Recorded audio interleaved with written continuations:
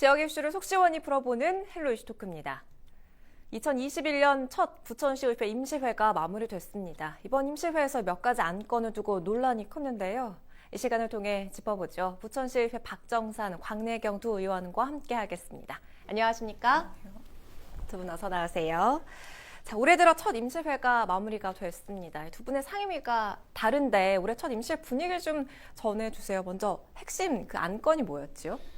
예, 2021년도 이제 새해 11월 이제 1월 11일부터 이제 22일까지 이제 부천시의회 제 249회 임시회가 열렸습니다.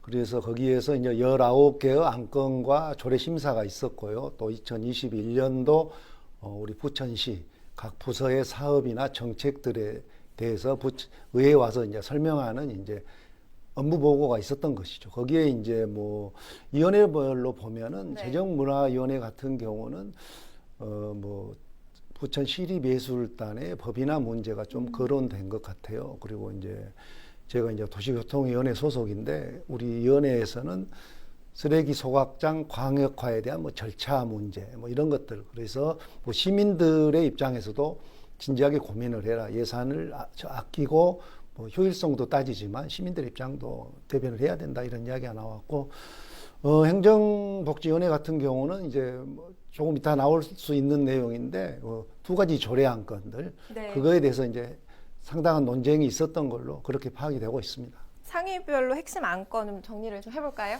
그러니까 저희 이제 1월 회기는 원래 이제 부서별로 업무 보고를 받는 회기입니다. 그리고 네. 이제 올라온 안건들, 즉 조례를 이제 심의하는 기간입니다. 근데 이제 부서의 특별한 이제 내용은 이제 구체적게 없었어요. 이번에는 사실 이렇게 쟁점되는 사항은 없었고, 그러니까 코로나 시국에 의한 다른 여러 가지 예산들을 어떻게 활용해서 잘 쓸 수 있을 것인지, 코로나 시국에 대한 그런 예산들 편성이나 정책이 좀 바뀌어야 되잖아요. 그러니까 그런 부분의 논의가 좀 있었고요.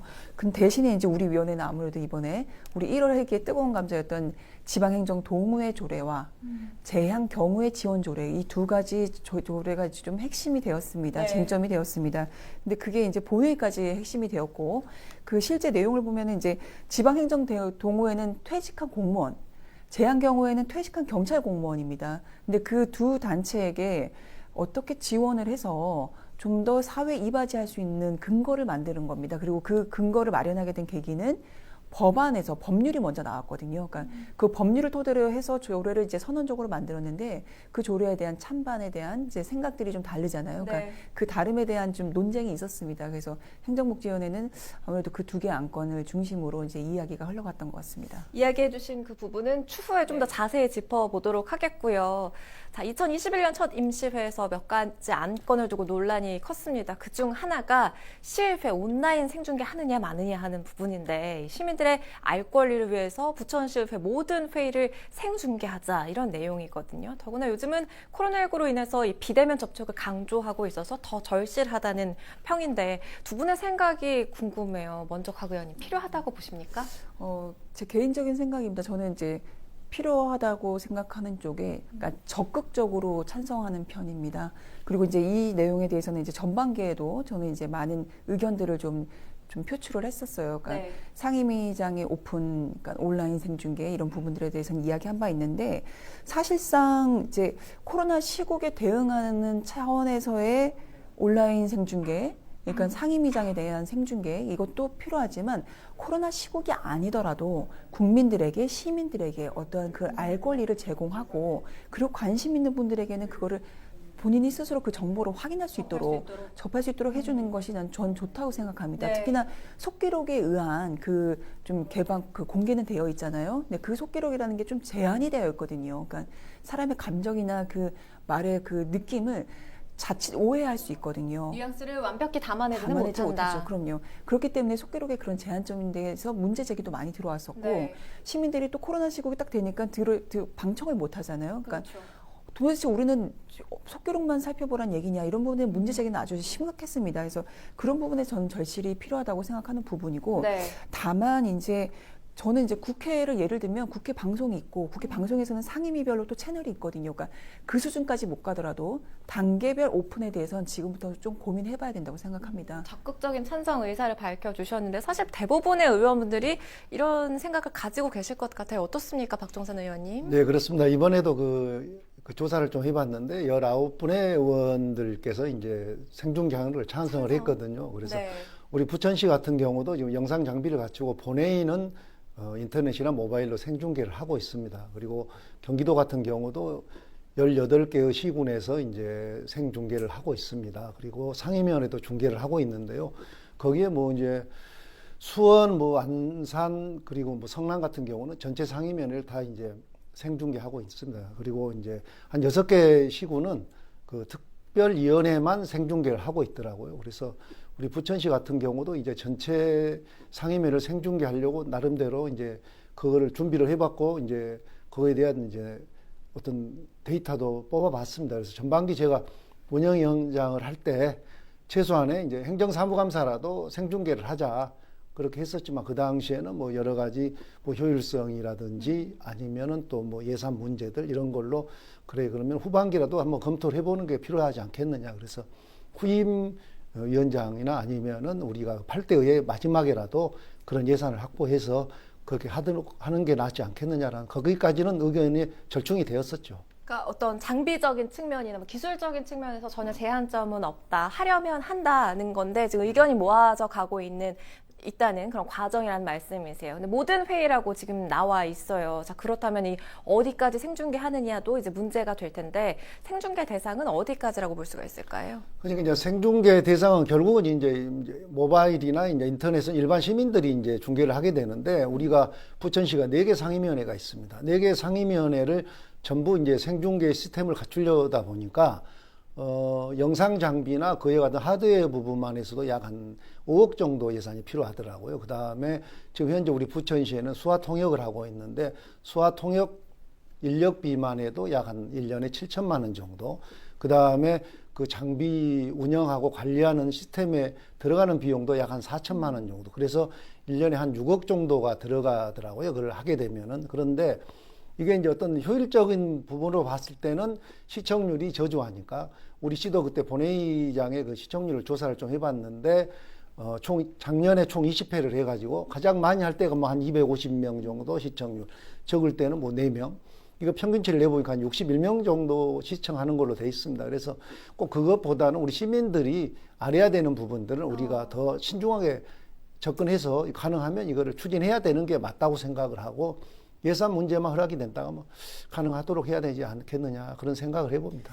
모든 상임위를 다 중계하는 데 있어서 비용이 이만큼 드는데 이게 효율적이지 않다는 측면에 대해서 어떻게 보세요? 그러니까 초기 비용을 말씀하신 거고요. 그러니까 그 이후에 지속적인 예산에 대해서는 아마 다른 추산을 아마 해야 되리라 봅니다. 네네. 그러니까 다만 이제 지금은 전혀 세팅되어 있지 않잖아요. 어떤 시스템적인 것 부분이 그 부분에 대한 초기 비용에 대해서 한 5억 정도 말씀하셨는데 저는 잘 모르겠어요. 그게 이제 들어오는 사람으로 그러니까 보는 그 횟수를 볼 것이냐. 근데 지금은 생중계를 하는 것조차도 알지 못하는 사람들이 많습니다. 네. 생중계를 한다면 생중계를 함을 홍보를 하여야 되고 그 홍보를 함으로 인해서 시민들이나 관심 있는 그 분들은 꼭 볼 수밖에 없거든요. 네. 그리고 특히나 저는 이제 약간 이제 여러 가지 측면에서 보면은 시의원은 시의원대로 긴장을 늦추지 않을 수 있고요.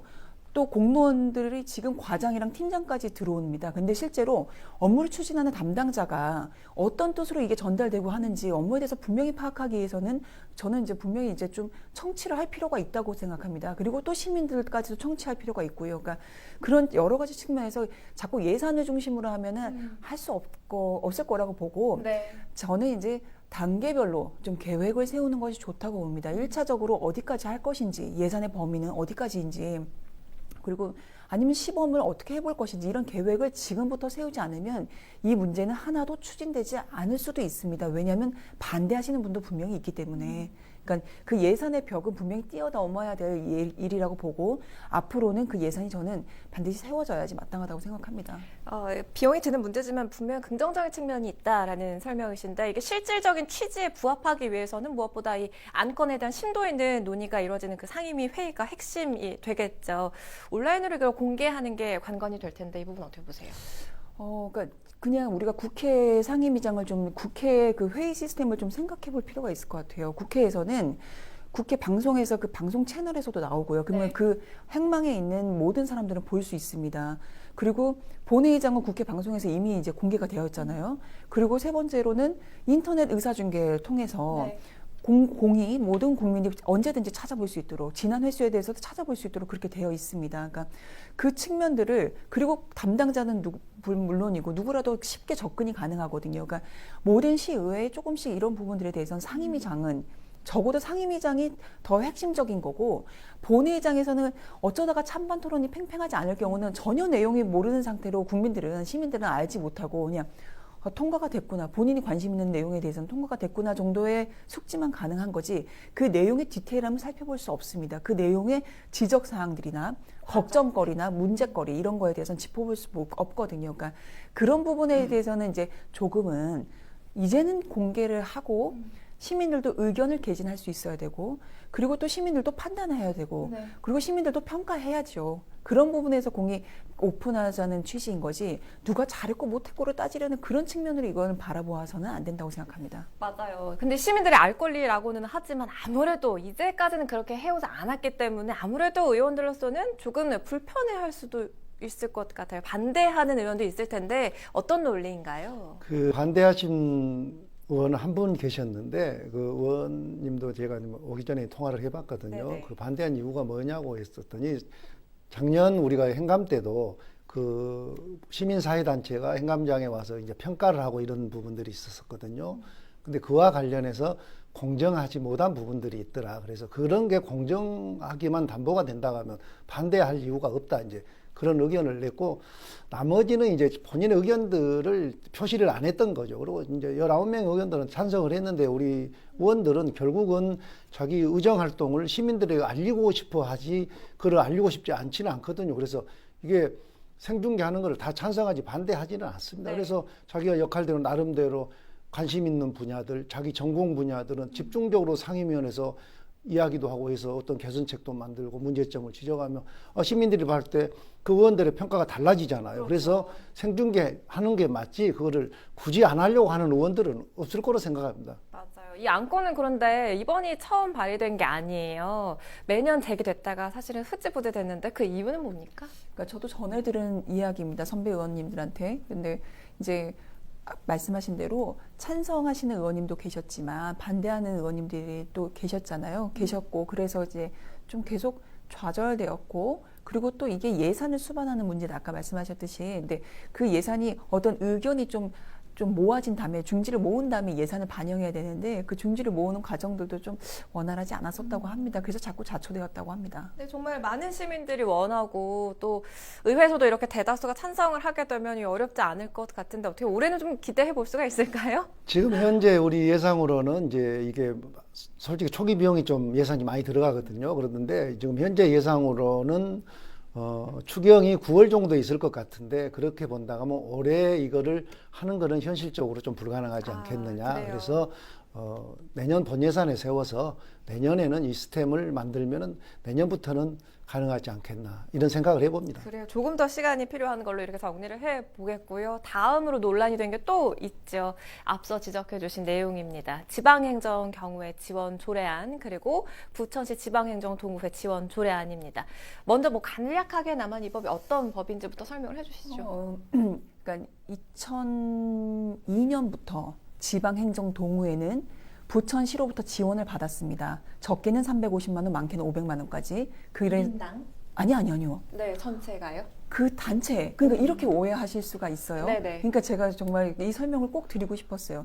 개인에게 지원하는 것이 아닙니다. 단체. 그 단체가 지방행정 동호회와 그 제한 경우회가 어떤 사업을 한다고 할 때 그 사업에 대하여 승인을 받고 그 사업에 대해서 보조를 했던 겁니다. 근데 그 금액이 1년에 350만 원, 적게는 많은 때는 500만 원 수준까지 지원을 한 바 있습니다. 그래서 지방행정 동호회는 2002년부터 했고 제한 경우에는 2006년부터 지원을 받아서 2015년도까지 모두 지원을 받고 만료가 됐습니다. 네. 왜 만료가 됐냐면 행정안전부로부터 그 지원하는 것이 근거가 없는데 지원하는 것이 문제가 될 수 있으니 지원을 중단하여라 이렇게 지침을 받았습니다. 그래서 지원이 중단되었어요. 그래서 이 부분을 할 수 없고 하는데 논란이 자꾸 되니까 국회의원들께서 법안을 발의하신 거예요. 하나는 지방행정동호회는 정태욱 국회의원이 발의하셨고 또 제한 경우에는 민주당의 노웅래 의원이 발의하셨습니다. 그래서 그 두 개의 법률이 작년 2020년 3월에 통과되었습니다. 네. 근데 이 두 단체에게 정치적 중립성, 계속 논란이 되었던 정치적 중립성에 대해서 중립하도록 지시하였고, 법률에서. 그리고 국가에서는 운영비를, 지방자치단체는 사업비를 그렇게 보조할 수 있도록 그 조례에 담았습니다. 그래서 오히려 단체가 갖고 있는 여러 문제점들을 해소하고 건전하게, 건강하게 발전해서 지역사회의 그 자신들의 장점을 살려서, 전문성을 살려서 지역사회로 환원하여 봉사하라는 의미로 네. 이 법률이 통과되었고, 각 지자체에서 이 법률을 근거로 하여 선언적 의미로서의 조례를 발의하고 있습니다. 그래서 저도 조례를 발의하였고, 지방행정동의회는 이소영 위원장, 행복위원장이 발의하였습니다. 근데 이 조례에 대해서 문제점이 생겼습니다. 뭐가 생겼냐면, 정태욱 의원이 이부망천이라는 발언을 하신 의원이세요. 네네. 그 이부망천을 발의하신 정태욱 의원을 핵심으로 하여 이 조례를 문제점을 지적하였거든요. 근데 정태욱 의원이 그 발언을 했다고 해서 이 법률이 잘못된 것은 아니고요. 그리고 두 번째로는 퇴직한 공무원에게 아까처럼 350만 원 개인에게 주는 것이 아닙니다. 그러니까 퇴직한 생각하는 분들 많이 계실 것 그렇게 같아요. 오해를 하도록, 폄하가 되도록 이게 홍보가 돼버린, 이게 반대 논리가 돼버린 건데, 절대 그분들이 운영비, 그러니까 식사를 하시거나 차를 마시거나 술을 마시거나 친목단체를 위한 그런 모임을 할 때 사용하는 예산을 지원하는 것이 아닙니다. 그리고 퇴직한 공무원에게 마치 코로나 긴급재난지원금을 주는 것처럼 그렇게 지원하는 조례가 아닙니다. 공무원들에게 사업을 하겠다고 할 때, 사회 봉사하는 그 사업을 하겠다고 할 때 보조금 심의위원회에서 그 사업 계획을 줘야 되고, 그리고 나중에 사후에 정산하는 것도 관리 감독해야 됩니다. 근데 뭐 사실상 이 퇴직 공무원 단체를 지원하는 그런 조례가 아니냐 이런 이야기까지 있잖아요. 그러니까 굳이 조례를 만들어서 이렇게까지 지원을 해야 되는 건지, 공직자들이기 때문에 퇴직을 했더라도 좀 봉사 차원에서라도 할 수 있는 건 아닌가 이런 의견도 있습니다. 어떻게 보십니까? 지금 현재 두 단체는 이제 자비로 운영이 되는 걸로 알고 있고요. 이제 지원 조례와 보조금을 지원하는 것은 다른 문제입니다. 그러니까 우리가 지원 조례를 만들었다 해서 보조금을 지원하는 건 아니고, 우리 시의 재정을 봐서 그게 가능하다고 하면 지원해 줄 수 있는데, 그런 부분도 공적인 부분에 부합했을 때, 그랬을 때 보조금 형태로 지급을 하는 것이고, 또 전혀 엉뚱한 사업을 한다든지 이런 거는 지원할 수가 없습니다. 그거는 보조금 심의위원회에서 이미 심의를 할 거고요. 그리고 그분들이 공직에 있을 때 그런 전문성을 가지고 다시 나와서 봉사하는 그런 취지거든요. 그렇기 때문에 예를 들면 이제 이런 거 있습니다.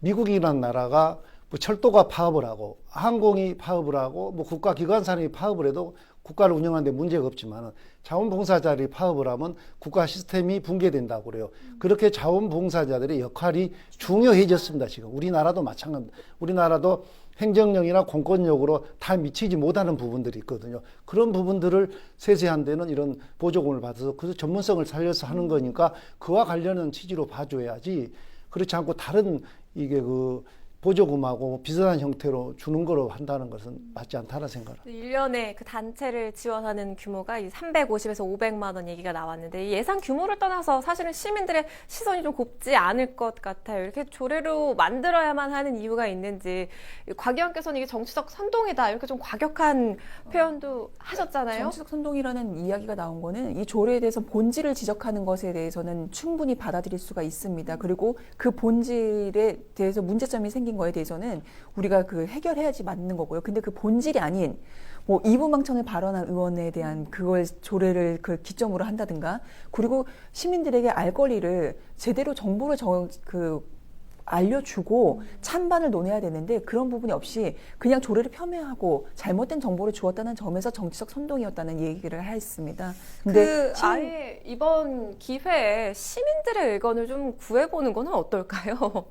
어떻게 보세요? 그렇습니다. 이제 시민들의 의견을 구한다는 게 어떤 방법으로 여러 가지 방법이 있을 수는 있겠지만, 그게 이제 어떤 이거를 가지고 시민들의 의견까지 물어서 할 수 있는 것은 아니라고 생각을 합니다. 이게 보조금 신청되면 충분히 그 심의 과정에서 그런 문제들이 걸러지고 이게 필요 없는 예산이 나갈 수는 없거든요. 그래서 이제 지금까지 문제되고 이게 확대된 게 예산 편성권을 가진 행정이 행정을 지원한다는 데에 염려가 있었던 건데, 그거는 충분히 통제해서 가능하다고 생각을 합니다.